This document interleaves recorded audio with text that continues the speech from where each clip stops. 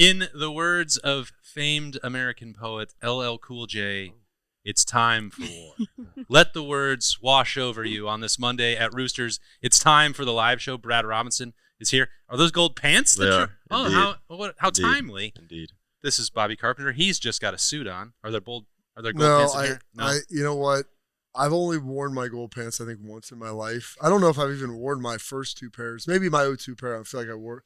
I don't know because I don't wear necklaces, so I never bought a chain for them. I just chained them onto my dog tag last year with that in conjunction, and then they lost. So well, I don't know. I was just gonna say, bring it next week. I'll bring you a chain, but don't do that. Yeah, didn't work. Yeah. So I feel like I maybe bought chains last year. I don't know. Maybe my mother-in-law got me one for Christmas. I'm not sure.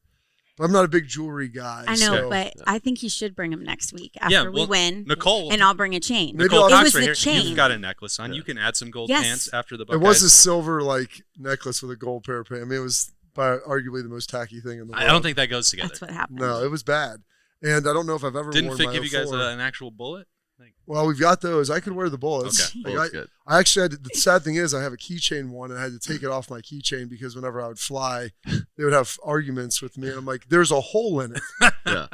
It's a threaded deal. It's a bullet. I'm like, it's really just a hollow piece of metal now. No, there's no. It's not ammunition. Yes. It's not live. It's just whatever. So yeah, I might have to wear the twos, my 02s and 4s are at my mom's house. And she has those. My kids, when I had my inheritance draft, we did a snake order draft for all of my possessions. You should try them. You just have two. It's already done? Well, I mean, I could die tomorrow. Anything just could happen. Seems early. I literally am like, what are you talking about? Okay. So I put out all of my things, like my national championship, my gold pants. I was like a couple nice watches. I've got some presidential cufflinks. There's like probably 12 things. It worked out good because there's 12 things. I have 4 kids. I found like 12 good. And I was like, all right, we're going to do, how do you guys want to do this? We can draw to see who gets to go first, or we could just do fantasy draft, snake order. Yeah. And we decided on snake order because Caleb was 4th. I go, but you get to go 4th and 5th, That's buddy. big time. Yeah. You're like, that's where you want to be. The 4-5 and the 3-6 hole were pretty good because you're really getting a lot of what you want. A lot of value. This is amazing. Yeah. Going from 1 to 8, you get the best, but then that 8 snake is a long way coming back. And I did have some restrictions, like you can only get 1 pair of gold pants. Like you can't take 2 of them. And the sad thing is, I have 3 pairs, and Schleiks has more than me. He somehow has 2 national championship rings now. I'm like, I need to figure out a way to get on staff and get a pair of gold pants so I can have a 4th, just so all of my kids can have some. I think that you are viewed as actually part of the staff already, so I think Ross can help make that happen. Well, I mean, sure, I try we'll work on it. Help with the guys. You were hanging out in the press box up there, running things on Saturdays. Oh, yeah. Well, I went down, give the guys hugs afterwards. Hugs, not drugs, after the game. So, it's fun. I just, I don't know. That's a long-winded way of saying welcome to the live show, that it is time for Ohio State in the game. The rivalry is Saturday at noon. And also, they played Rutgers on Saturday. 42-9 was a win for Ohio State to move to 11-0. It was senior day. It was festive. It was emotional. And the live show, by the way, is brought to you by Tansky Power Sports and Bryant Heating and Cooling Systems.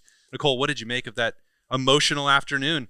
You seemed a little confused when you showed up about the performance from the Buckeyes. So you were crushing the film this morning. It was, you know what? It was great. It's because it wasn't.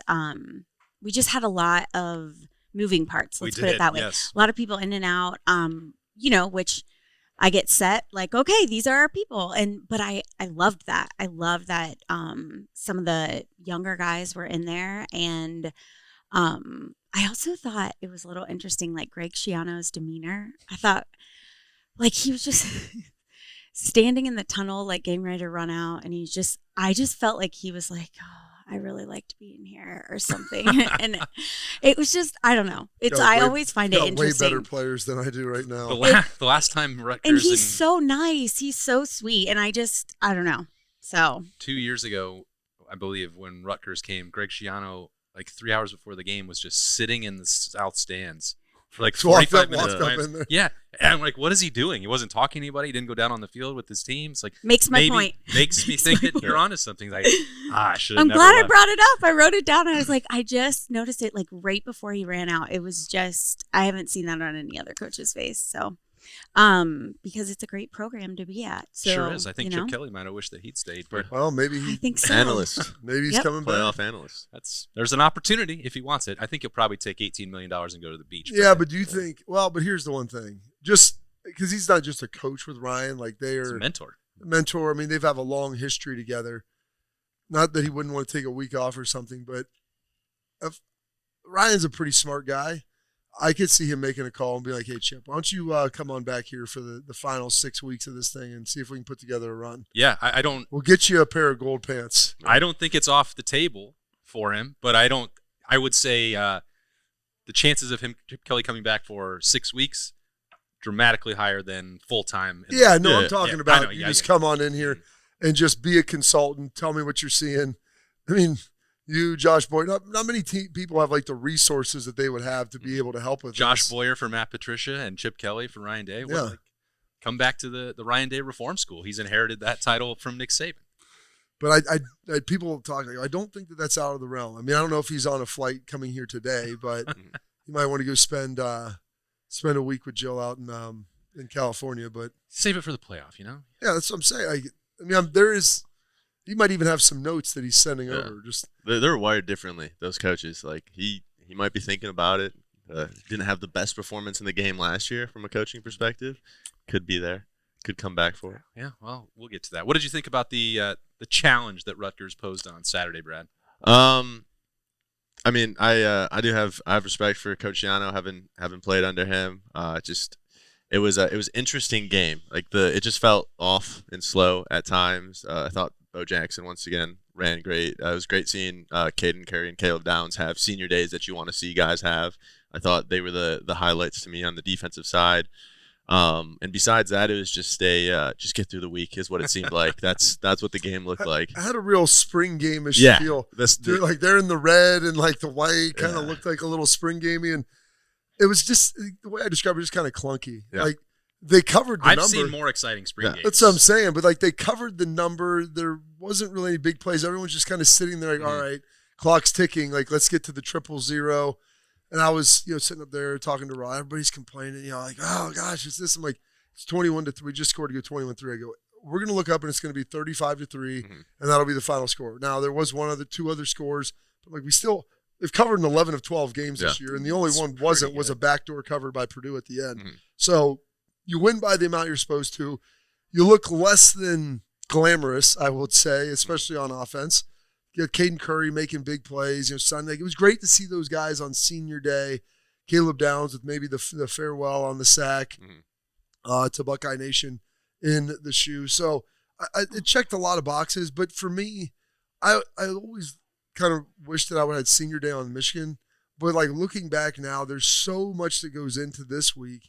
Being able to have it as a standalone, especially in a game that your 30-point favorites coming in. Yeah. Like, unless you fall running out of the tunnel, you should be pretty good. Yeah. And it felt like those guys could get their just due of the Styles brothers and everybody that was kind of coming through and being a part of it. Yeah, I mean, the journey has all led up to Saturday anyway, but that was another mile marker that you had to cross. And if you're looking for your next adventure, head to Tansky Power Sports. It's your one-stop shop for ATVs, dirt bikes, golf carts, and so much more. Whether you're looking for speed, power, or versatility, and the Buckeyes are going to need all of that on Saturday. Tansky Power Sports has something for everyone. With the best brands and expert service, visit Tansky Power Sports today at 2491 West Dublin Granville Road, or browse their huge selection online at TanskyPowersports.com. Tansky Power Sports, where the adventure begins. Brad, it's always an adventure in the big house. It is. What's the key? We don't have to dwell on Rutgers. Let's get on to the matchup. Like, where does this all begin? It all begins with Ohio State just playing Ohio State football. I think that's been part of the issue in the past. I don't foresee that being the issue this year. I mean, a little bit worried how the offense looked in terms of play calling this past weekend, but I kind of threw that out the window. It's like we didn't need to do anything. It's like day one yeah, like, so it was like I'm gonna go ahead and be the optimist this week. I was a little bit pessimistic at one point. I'm like, no, we're not gonna be that way. Come on, Brad. We'll let Birm hold that title. I guarantee you that we're going to get a healthy dose of pessimism there. But I'm like, hey, you know what? We're holding it back. We're seeing it. I also think it's actually a good thing that the Heisman hype has kind of died away. Like we don't have to worry about Julian getting his numbers because I think it's not going to happen in terms of what's left to play and where the numbers are. So I think you don't think so.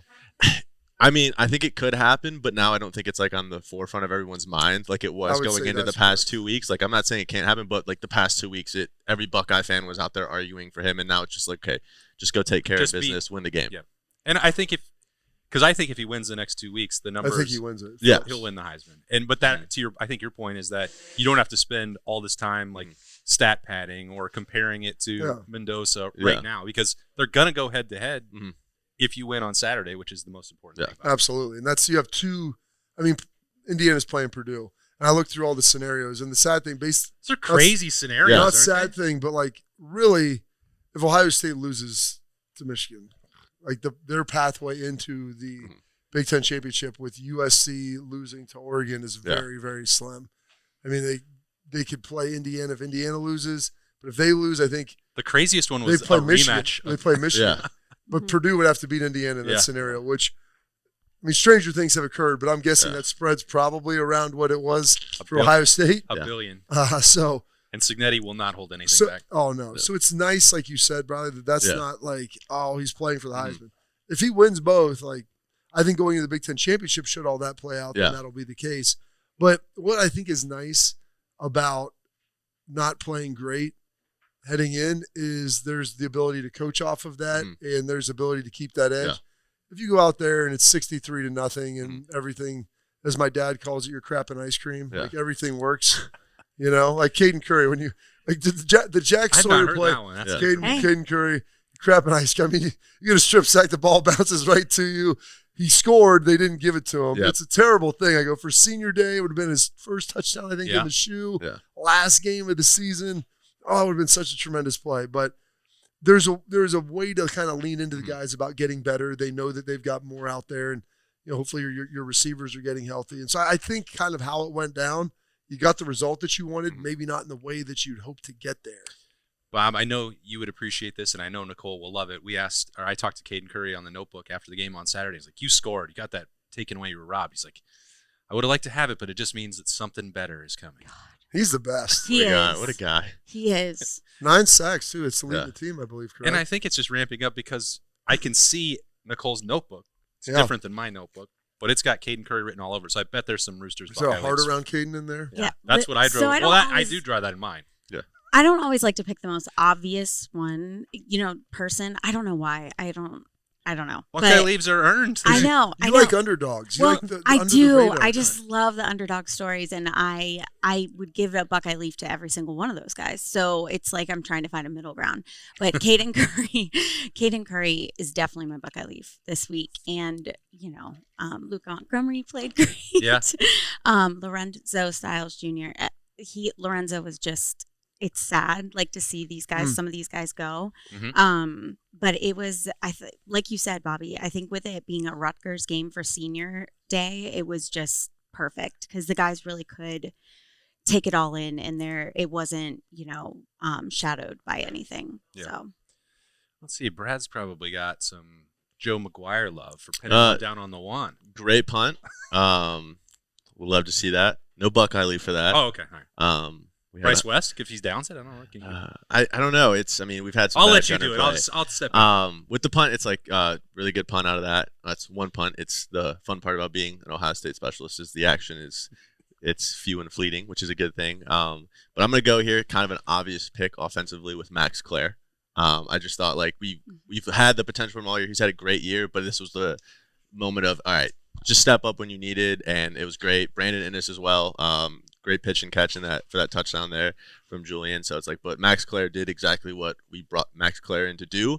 And I think that's really good going into next week for him to kind of have that, and then just him and Julian to build that up as well. So I'm going to go Max Clare with my Buckeye Leaf. Seems like he's definitely more than capable of producing at the same rate that he did at Purdue when he doesn't have to contend with JJ or Carnell for targets. And that's how I was going to give it to him as well. Just you're like, it's glad that he finally made some plays. I'm like, well, they weren't throwing him the ball as much because we have other guys. That's what he did every week last year at Purdue. But he would do that losing, 35-10. Like that was feels a bit better this way. Yeah, you had 8 catches for 105 yards and the one touchdown we had. But you know what? We're bad. So he finally got to be the feature piece, and it was awesome to see that. I'm going to go with James Peoples again. You know, like another guy that came out. Obviously, Bo Jackson had a great day. Isaiah West, like all the running backs had kind of their big hits. They all had kind of an explosive game, which was fun. But James Peoples, you know, ripping that 49-yarder, it was awesome to see. Obviously got involved in the pass game again, which is what he does usually as well. But he's it's great to see him have some momentum these last couple weeks where, you know, for a long time he was kind of under the radar and they throw him in, give him the ball a little bit here and there out in space. But now it looks like he's starting to feel the run a little bit. And maybe it's reps, maybe it's confidence, whatever it is. But I know this, like it's better to have more guys running well at the end of the season than not. And those guys get nicked up. You know, who knows what type of game any of it could be. And so for a guy at the beginning of the year who was supposed to be the dude, maybe the first 10 didn't go the way he wanted. The last 2, he's really had some highlight moments. Yeah, no, I think all these guys are building, especially for that rushing attack at the time that you need it most. I think there's some stat, Bob. It's just floating out there about how you have to be able to run the ball with success in the game. Yeah. So, I think that's been mentioned once or twice before. We'll see if that happens on Saturday. I was really impressed with Bryce West coming off the bench to play in the nickel role. You saw Rutgers immediately try and test him after Lorenzo. Well, can I go one more? Yeah, absolutely can. They robbed him of his interception. They did. And I talked to some people that are like, you know, they felt like Rutgers threw a lot of deep balls. And they're like, they either try to get PIs or catch it. I mean, they just throw it up there. Mainly PIs. Mainly PIs. Although their quarterback had thrown for, he's thrown for 2,700 yards. But IGB made a great play. Great interception, goes and gives the ball to his family, and then knocks over Redcoats. Knocks over out of my way. I mean, just excited. Like, and he made a big play. And when you're an East Coast guy like that, and a Jersey guy, not that Rutgers is the great team of all, but like there is something to making a big play against that team in your final home game here, senior day, and they took it from him. They took it away. Gosh, so he gets another Buckeye Leaf for that too. Sorry. That's why we do this show, so we can just award them the things they were robbed of. No Buckeye Leafs for the officials on Saturday. No. Just absolutely terrible. And, you know, if they want to buck this trend of not calling holding on Ohio State opponents, like just do it in a game that doesn't matter, like Rutgers. Kenyatta Jackson is being held by 2 people at once on Saturday. I know they won't call him on Saturday in the big house, but come on, it's just ridiculous what those guys are having to deal with and play through. But as I mentioned, Bryce West, and you talked about Lorenzo Styles Jr. for senior day for him. You don't want to have to deal with a re-aggravation of a shoulder injury and come out early from your last game in the horseshoe. But that opened up an opportunity for Bryce West. Rutgers threw on him right away. Good coverage there. Chipped in a couple tackles down to the punt. Brad down there at the 1-yard line. So, you know, Ohio State's going to have to play depth at some point. They had to play depth on Saturday against Rutgers, and we had seen other configurations, Bob, of the nickel with Jermaine going inside and Devin Sanchez playing corner. It's really the first time that they left Jermaine out there. Bryce West stepped up and played well in nickel, and it gives you more flexibility and depth and versatility as you head into this stretch. Oh yeah, and that's a big piece of it. And Bryce is a guy that they like. He's starting to earn their trust. Incredibly fast. Yeah. Really athletic. Really, you would love him, Nicole. He smiles a lot. Really do love that. Really happy young guy, and like very responsible, respectful. And and everybody's got their own battles. He's battling. Trying to keep his weight in check. He's a fast guy, but I'm like, dude, everybody's different. I go, you and Aaron Scott can eat together. He can have the last 4 bites of your meal every time because he needs the pounds that you need to keep off. So then you guys can be a great team. Yeah, and it's awesome to see him. Glenville guy, him and Arvell. Stepping up and to see him starting to grow into this role. Like, I really like Bryce, and he's the guy that I'm pulling for. Are you saying you're not going to let Bryce West come in here on Appetizer Threes Day? He can come in once. He just can't come in here every day. Like, that's the problem. Like, you can come in here every day, get the marinated grilled fingers. Of course, but I don't know if Bryce is going to do that. I don't know if we're quite on that discipline level yet, Nicole. Get it. If you put him in there, he's just going to get what he wants, and really probably get more than he needs too. So that is listen, tough. I'll eat Roosters every day, but you said there's something here for all the time for everybody, and it's beautiful. But what's going to be here on Appetizer? Well, these are my favorite. The Roosters onion feathers. They're the Roosters feathers. The onion petals. They're delicious, golden brown. Threes days. They're the featured appetizer, so they're $3 all Tuesday long. I mean, you can go get a couple of these now, save them up. Got that. Get them out there for the appetizer for Thanksgiving, cruising around. How does that sound? Got that horseradish sauce that goes by many names. It does. Yes, many names. We can get it as spicy as you want. It's feather sauce technically now. What? Yeah. On the comp, it's always changing. Always. We can just make it whatever we want. Oh, okay. Well, that's good. Are you nervous for Saturday, Nicole? I'm not. No. I am not at all. I feel the team's mindset is in such a good place. I think that is what's so neat about this team and Coach Day is they took everything they learned from the experience last year. And it was one of those situations where they wanted it more than any person in the entire world, and we didn't get it. And it was kind of, I remember I said right after, I was like, this is weird, because usually when you work so hard and you care so much and you want it so badly, it happens and you work for it. Well, they just want us to win the national championship instead. So we were totally fine with that.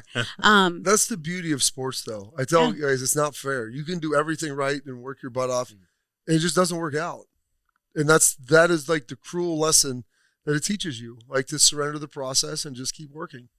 And then I think that's part of it too, the mental part of it. I think when things don't go the right way is because you're mentally you might be doing the physical work and everything, but you just mentally, they put a lot of pressure on themselves last year. And I think that this entire year, they've just been focusing on one game at a time, nothing fancy, nothing, just go out there, play like we're supposed to, focus on that game, and that's it. They've done that the entire season. So I think it's going to be the same for Michigan. Yeah, it may seem like a small thing, but the way this whole week has been structured is to treat it like every other game. Like even a typical Tuesday press conference for Ryan Day, they're going to have Wednesday availability. That's just press, and press conferences. You can say that doesn't matter, but it's the way that Ohio State is treating the process the same this week. They've not done that. This is the first year that I've been covering the team that the schedule has been readjusted that way. They're not doing, Brad, the band coming in this week.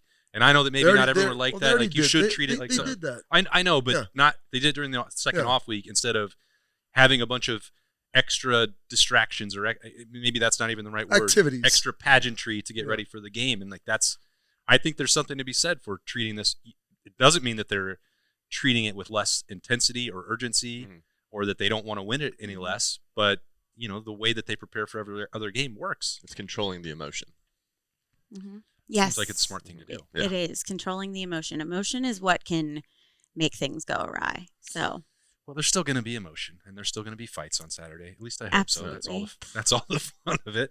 I would bet right now that Philip Daniels gets a little chippy at the end of that game on Saturday. But when we get to that point, Nicole, and by the way, Saturday at your local participating Roosters, you can get in at 10 a.m. to prepare for the game. Yes, we're opening early. That way for carryouts or just to come in here early so you're here when the game starts and to get your tailgate food down there. So that will be available to you on Saturday. By the end of the game, though, what do you have written down? What is our score prediction? Oh.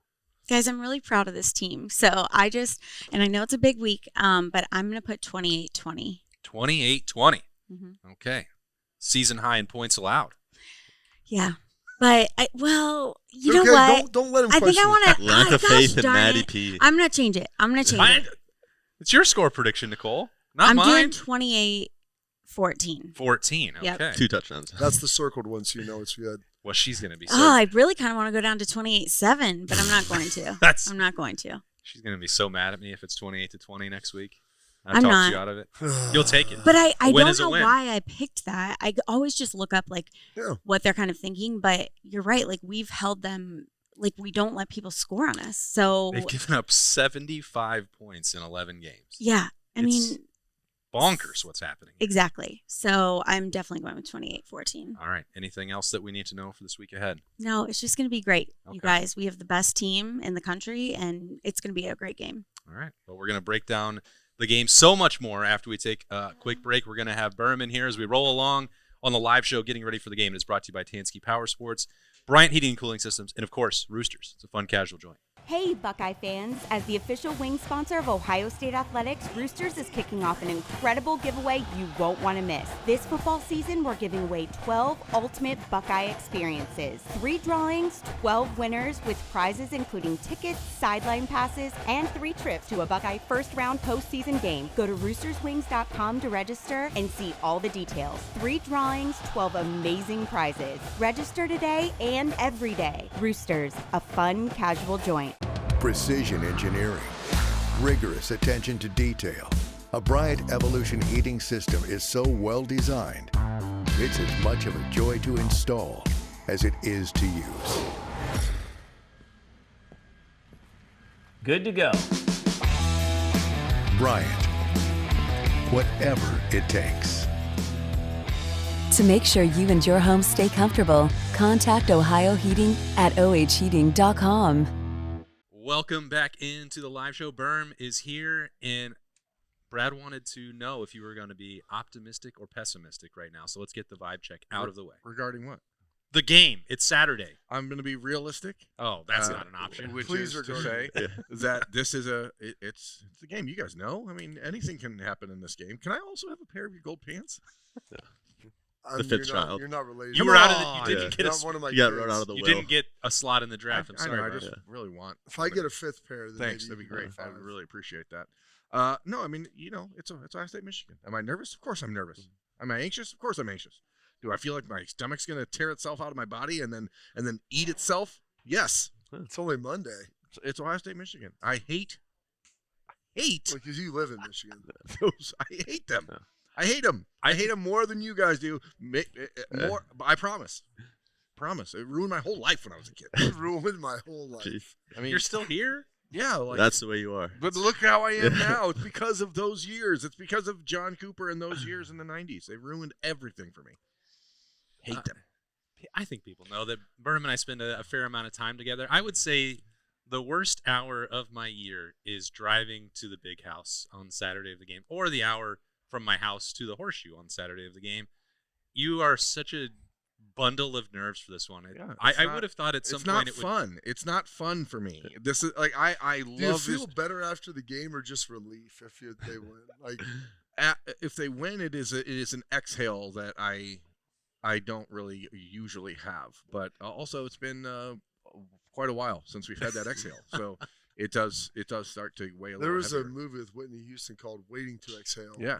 So how long? I mean, it's been patiently waiting. It's been a long time. So, what's the problem, right? Like, how do we attack this week from our perspective, from the I don't team know if there's perspective? anything you can do. What do we do? How do we get ready for this, I Bob? think you do the same thing you've been doing the whole time. What do you Like, think about that? Because this is where obviously Tress was very, very like Michigan centric, Michigan He focused. was, but we Urban didn't, was, and Ryan is saying we're going to do what we do, and we know we're playing that team. We know it's going to I think he's trying to thread a needle here that if things go poorly on Saturday, that people will look back and be like, how dare he not try to turn so how does he win in this scenario other than winning the game? Yeah, that's the only way. You know? But you've also seen the way all three of those coaches handled it. Yeah. They didn't have to. All Oh, do the believe same. me, the first day I walked in there in 2012, it was a jarring experience. And then I was like, wait, is this song never going to stop? Is it just Yeah. the whole day as loud as possible? Never stops. That was when I was like, I'm going to definitely bring some AirPods in. Because as much as I enjoy LL Cool J, it's time for, and then I went full circle. And probably by 14 or 15, 16, I just was like, great, I'm going to sing along to it the whole time. I know all the words now. I listen to it 1 week a year, and I know all the words. Are there other words other than just "It's time for war"? Well, there's the verses and everything. Like, it's a whole song. How quickly he's forgotten. Yeah. The beautiful, it said I was hated. eloquent poetry. It's- I could get into all, like, It's on the tip of the tongue. as soon as it starts singing, they're like, oh. Brad probably's got them all. It's- I've blocked it out Okay. for now. But it's there. But, like, the thing is, Tress, we never did any of that. Like, there was no putting up banners all over the place and, like, Michigan jerseys on the ground to stomp on.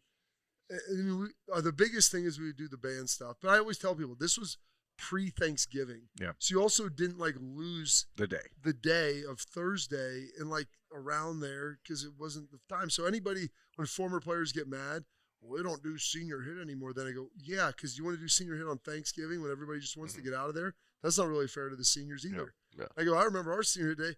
We went over there, senior tackle, and it was at the stadium. We practiced for 2 hours. We're sweaty, and then we sat there. And I was freezing by the end of it because we were there for an hour and a half. Sun's going down. Nice late November day. It's dark at 5:30.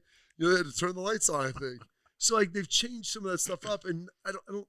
And part of it is the calendar shifted. Yeah. So the band thing. Do it during the bye week. That's great. You're giving honor and respect to the band. You can actually be more into that then because absolutely. you have more time for it. You know, the senior tackle, do it after this. Because, by the way, you have a Big Ten championship. This Michigan game isn't the last game anymore. You want to be able to win that so you can go play in that. You might have 5 more games. Yeah, it's like window that in between the bowl game. That's what they started doing, and I think that's been great. You know, we would bring Earl Bruce in. Can't do that anymore. He's not with us. You can. It's just going to be very awkward. Yes. You know, but they would bring I bet they have some of those speeches recorded. Yes. And we can get we have hologram technology. And and I'm not sure, like, and I'm not in all the meetings. Like, you have, former players. You have a couple former players on staff. Like, those guys understand what it means. I'm pretty sure that James and Brian Hartline, Devin Jordan, like, those guys were all there. They won a lot of games. I don't think they ever lost. They're LeVar Ball. Never lost. It's like, so they understand it. Like, there's an appreciation for what it is. But, like, Bruce would always say, it'll be the toughest, hardest hitting, cleanest. Now, maybe that's gone on their side because they cheated. But there was always that, like, tough mutual respect, go play really hard, and prepare as hard as ever. So these guys, and Ryan's talked, they always be refining your process. So in theory, this should be the most intense and best week of the season because every week you continue to get a little better, figure out what works, maybe what doesn't, lean into that, lean out of the other stuff. And so I appreciate all that. So I don't think, like, you need, like, they're talking about it is going to be addressed. It's not like it's unknown and it's just right. It's not a nameless, faceless opponent. Yes, right. They know what it is. They know the environment. They understand the gravity. But doing things that change what you do, like you can always accent or supplement a little bit, but I don't think you need to substantively change the whole structure of what it is. So as we look at the last 3 weeks then and try and, I don't know, put that in perspective for what's going to happen on Saturday. This is because you called it a spring game, and I've called Purdue a scrimmage, and the whole thing was a training camp. Ryan threw something at you. Like, some of the routine, the risk would be, Brad, like, you got used to winning without having to play your best or rotating a bunch. Like, that can become a habit too. I think Bobby was touching on it earlier, where it's the benefit of not having your stud receivers out there, and even if you don't open up the playbook, it's good for the guys that played and also the guys that weren't playing and didn't have to play the whole game. Is it gives you more film to critique. It's not everything's perfect, and you don't have the All-Americans making everything whole. So it's like you can go and actually get more of a learning experience out of it. And the veterans, the starters, the guys that weren't playing all the time, if they're truly good vets and pro players, they'll still take something from a younger guy playing or a simpler scheme. I think for Julian, it probably was actually good to have those couple weeks of now he can really, he's not just looking amazing on film all the time. He looked good, but it's like now you find some critiques of like where he can be better in progressions, where he can be better seeing the field or doing things. So I think you take it with that grain of salt, but ultimately it comes down, Coach Day and his staff have to find his own approach to the game, and I think he's been trying to work through that the past couple of years.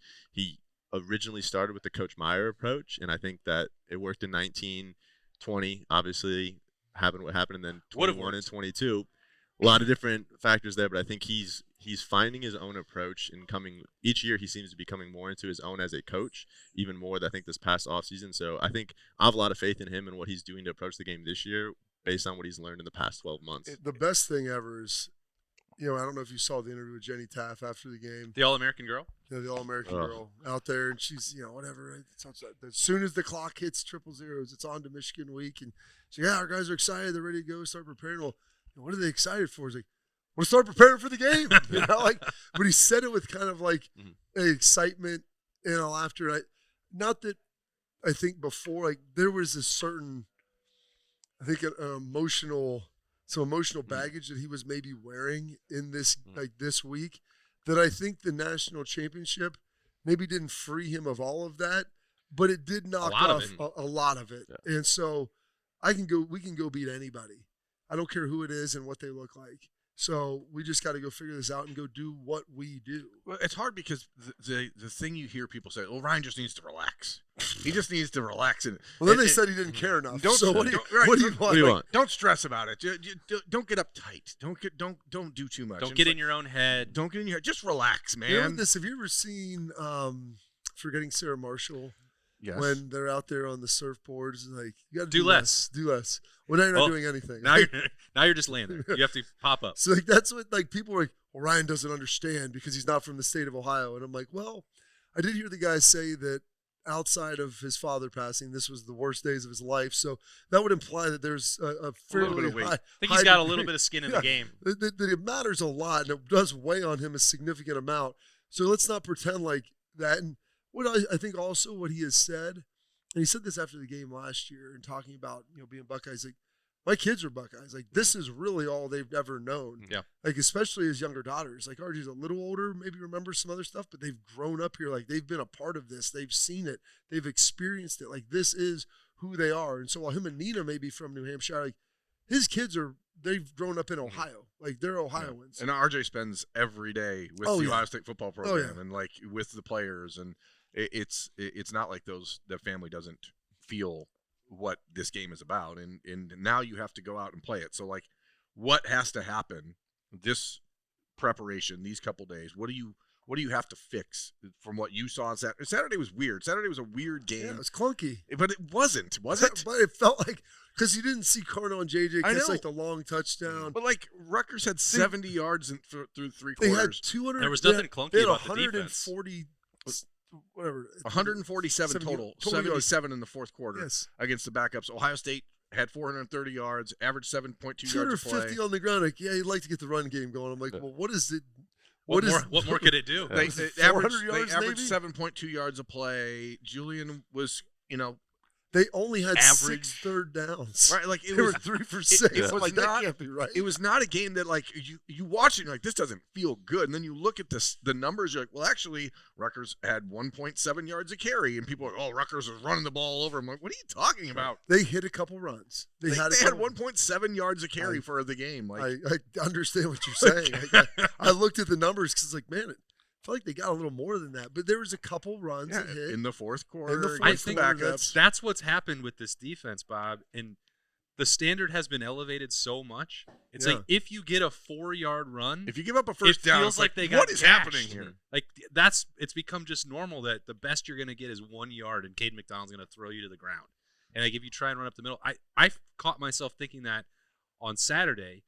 It's like, oh boy, did you see that hole on the right side that Rutgers just opened up, and like they ran for 3 yards. It's funny because my where I sit with my friend, it's all the way down on the south end. So if it's on the north side, it's tough. He's like, oh gosh, that run, we're really hitting it. I'm like, I got it's 2nd and 7, 2 yards. Like it looked like a lot more, but it was only 2 yards. They have changed our entire standard for success of this defense, which is crazy. Which is also why I think, Birm, when you talk about what needs to happen on Saturday, if Ohio State, the Silver Bullets want to be tested, and I think they will be tested. We know what Michigan will try and do running the football. We know that Bryce Underwood and the RPO game are going to be a little bit different than what Ohio State has faced for quite some time. But I don't think that Matt Patricia is not going to have answers for that. I don't think that it's got a couple great ones in Sonny. When you have Sonny and Arvell and Caleb, you're going to be able to defend all of that stuff. And I think that's a bigger problem for Michigan than it is uncertainty for Ohio State. Like the consistent approach of this defense and the success of it is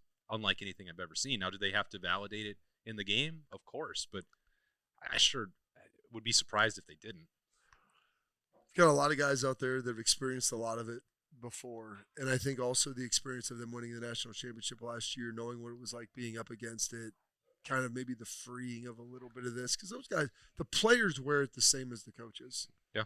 I mean, it's wild to think that there was a class that went out of here in 4 years and didn't beat Michigan. And by the way, they also have a national championship in their pocket. So like it's crazy. And so I think these guys understand, like, that especially the guys from Ohio. And you get Arvell Reese, you get Sonny Styles. Like some of these guys that have been here, they understand it. Jermaine Matthews. Like there's a lot that goes into it on that defensive side of the ball.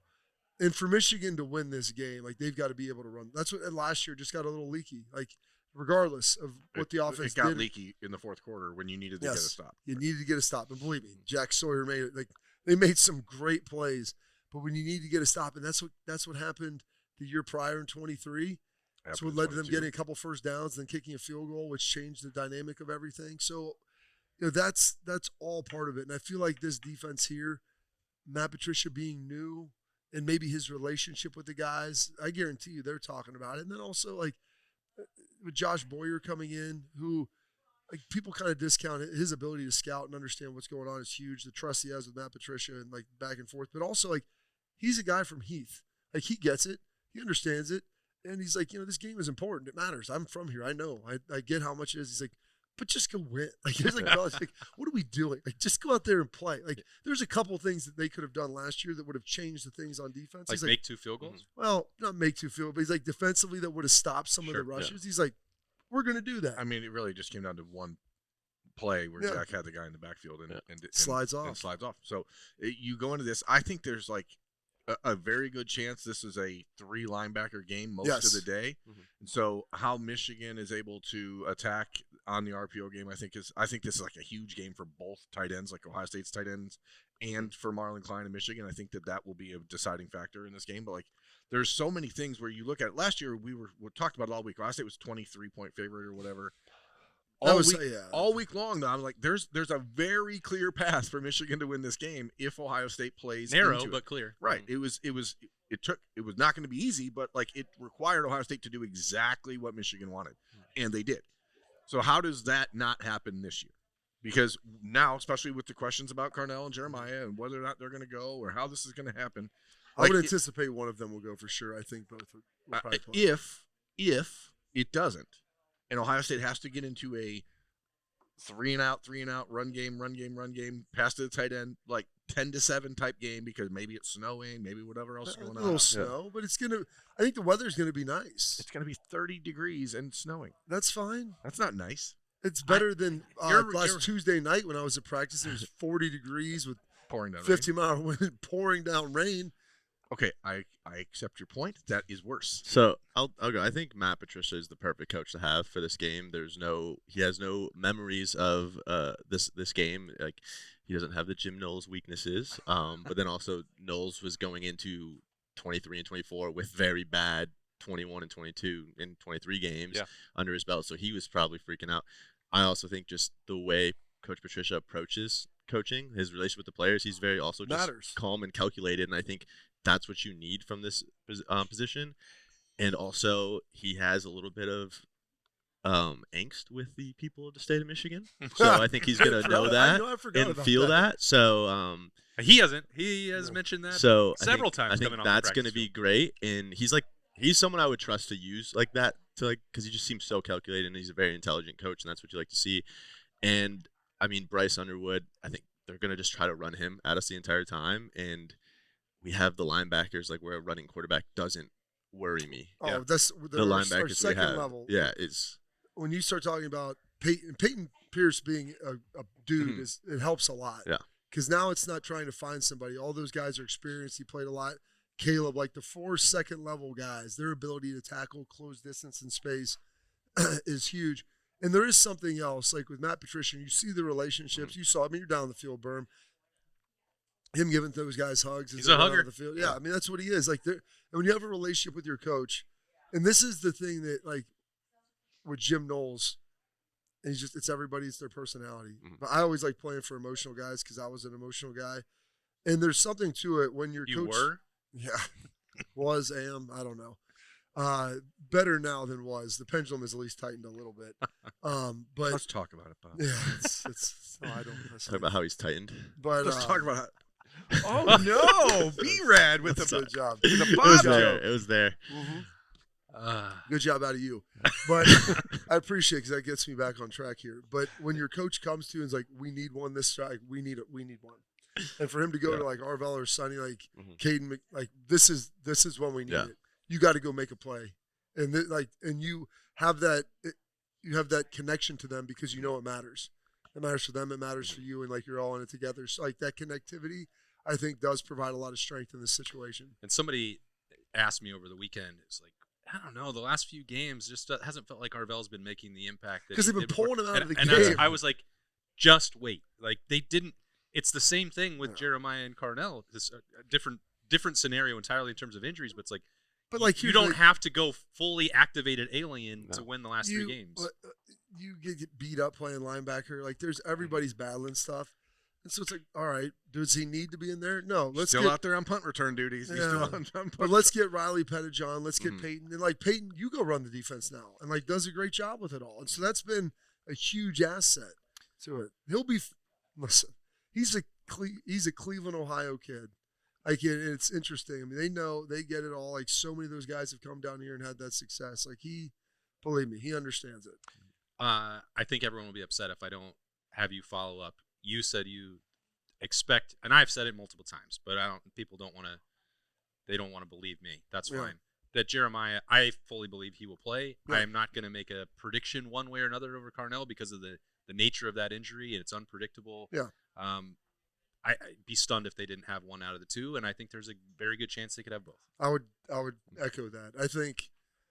I mean, Jeremiah is a tough dude, and like the nature of his stuff, I think is something like, hey, there was no need for him to play last week. Get better. Let's not have this thing now, because it's not just this game. If you win that game, then you've got to go play Indiana, and then you've got like 2 weeks, and then it's going to be like throttles down and go again. So this isn't, hey, just one game and then you can take a month off, which is what we used to have. So yeah, you could battle through some things, but I would say, without knowing for sure, I would sense that Jeremiah would play, and I think that if Carnell, like if there's no setbacks or things don't make a crazy turn, I think he wants to go. Like this, Carnell Tate.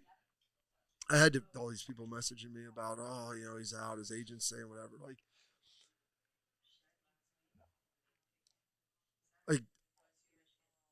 Carnell really likes it at Ohio State. Like he loves it here.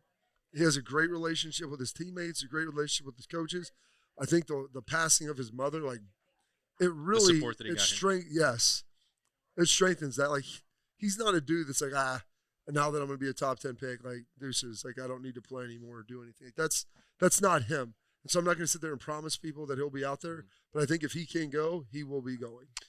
Yeah, and that's I get it, the interest and the intrigue, especially this week in particular, where we won't have definitive answers, probably Birm, until 10 a.m. Saturday. But you still have to make a score prediction, and I know it's subject to change as well. So let's get to it. Get out of here. Get ready for the week ahead. Give me. He's shaking over here. 20-13. Who's going to win? I don't know. Give me 20-13 Buckeyes. The Buckeyes are a better team. It's not really hard to see. If they have one of those two weapons back, I don't think Michigan can slow them down enough. Michigan's defense is not really good. I know that it's kind of antithetical to what they have been. Yeah. They have a couple decent edge rushers and Jay-Sean Barham, and who knows if Ernest Hausman's playing. I don't know what the hell's going on with that dude. Well, he's got superpowers. There's some weird things happening, but like I'm most interested to see how Wink Martindale approaches Julian Sayin, because everything that when you watch Michigan, it's a blitz, pressure, and I don't think they're going to do that against Ohio State. No. And so now, how does the check down game work for Ohio State, and do you have an opportunity every once in a while to take a shot to keep them honest, because the Buckeyes have not tried to do that the last 2 weeks, and I think that they have to do that against Michigan.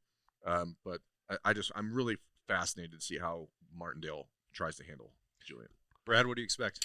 I think, like I said earlier, I think it's a big game for the defense. I was back and forth between 13 points, but I think I'm going to go with 9. Those are my two numbers. We've seen it a couple times. Going through 9 for I think our defense is going to do what they need to do. And then offensively, I think it's cliche to say it, but it's going to come down to O-line play, not necessarily in the run, but just in the pass pro. If they do bring the pressure, I think at the end of the day, if you give Julian Sayin time, he will do what he needs to do, no matter who's out there catching passes, and also those running backs in space, the role that James Peoples is finding as that receiving back. So I think they're all taking the right steps. O-line, I think, is coming together a little bit better. So I think I'm going to go with 27-9. 27-9. I don't hate that. So as long as you score more than 17, this team will always win. And it's a pretty good barometer. Well, I felt pretty good. Someone told me that, and that's held true. I'm going to say 24-10. 24-10. All right, I think 9 sounds better though. Yeah. It does sound better. It looks better. I think, Bryce Underwood, he might be able to hit one in the RPO game, but that's as much as I'm going to give him. Yeah. I think it'll be 24-13. Ohio State wins. That streak will be over. Buckeyes will punch their ticket to Indianapolis, and they'll get a set of gold pants, and it's been too long. And then someone will have to put that down the road into their family. 2 players on this Ohio State roster have played in the Big Ten championship game, and it's Max Clare and Joey Velasquez. Yep. Against each other when they played for Purdue and Michigan in 2022. 2 classic rivalry right there. Yeah. Amazing. All-timer. All right. Amazing. It's here. I hope y'all have a fantastic Thanksgiving week. And maybe you can relax before Saturday. I know that Birm won't, but he's got all the stress on his shoulders for you, so you don't have to have it. Thank you to Bradley Robinson and Bobby Carpenter for spending some time in here breaking down the game. Thanks to the Roosters staff here on Olentangy River. Fantastic place to come watch the games. Doors will open at 10 a.m. on Saturday. Thanks to Tansky Power Sports and Bryant Heating and Cooling Systems. He's Birm. I'm Austin. Have a great week, folks. We'll be right back in here to break it all down at Roosters. It's a fun, casual joint.